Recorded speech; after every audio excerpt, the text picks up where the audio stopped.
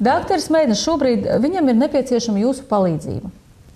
Morāls atbalsts, teiksim tā kā ir. Tas ir morālais atbalsts, ko mēs visi kā sabiedrība, sabiedrības veselā un domājošā daļa varam viņam sniegt. Tāpēc mēs esam izveidojuši vēstuli.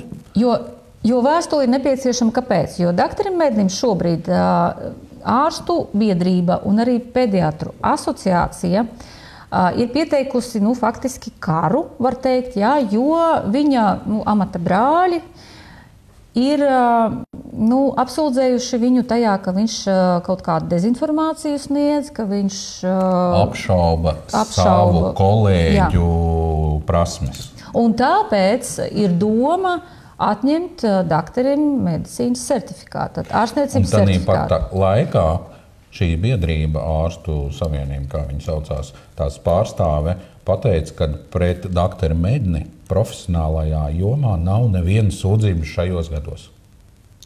Tad lūk, un no certifikācijas noteikuma, protams,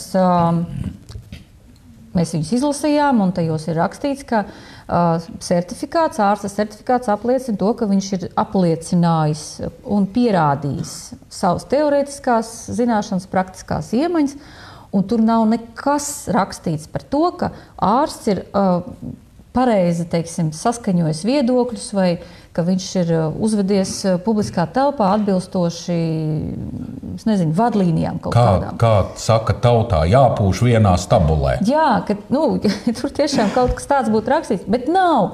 Un tāpēc arī, protams, ļoti liels jautājums, kā ir viņi iedomājušies viņam atņemt šo certifikātu. Un par to, ziniet, es domāju, mums visiem ir jāiestājas.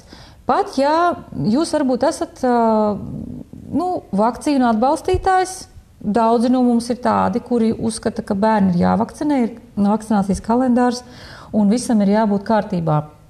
Bet, ja mēs runājam par ārstu, kurš iestājās par ģimeni, kurā notikusi traģēdija, un kurš par to saņem nosodījumu no saviem amata brāļiem, tad šeit, manuprāt, kaut kas nav kārtībā, jo cilvēcībai jābūt pirmajā vietā. Un, lai šis nekļūtu par tādu praksi, ierastu praksi, ārsts kaut ko ierunājās, alternatīvu, ja, un tad mēs viņu tagad zem galda. Lai mēs vairāk neko tādu nepieredzētu, tāpēc ir nepieciešams atbalsts no līdzcilvēkiem un ir nepieciešami paraksti no visiem tiem, kuri nav vienaldzīgi pret šo situāciju. Tātad atkārtošu, protams, ka var būt tiešām dažādi viedokļi, un jums nav obligāti jābūt tādiem, kuri saka, nē, mēs nevakcinēsim bērnus. Visi tie, kuri uzskata, ka katram ārstam ir tiesības savu zināšanu laukā izpaust viedokli. Katra cilvēka brīvo izvēli, katrs cilvēks izdara savu izvēli. Tāpēc nevar nosodīt vienu, ka viņš ir labāks, otrs ir sliktāks. Katrs ir izdarījis savu izvēli un iet savu ceļu. Jā, bet šoreiz ir tās lūgums pēc kopēja atbalsta šim cilvēkam, kurš ir drosmīgs un kurš ir ļoti labs ārsts.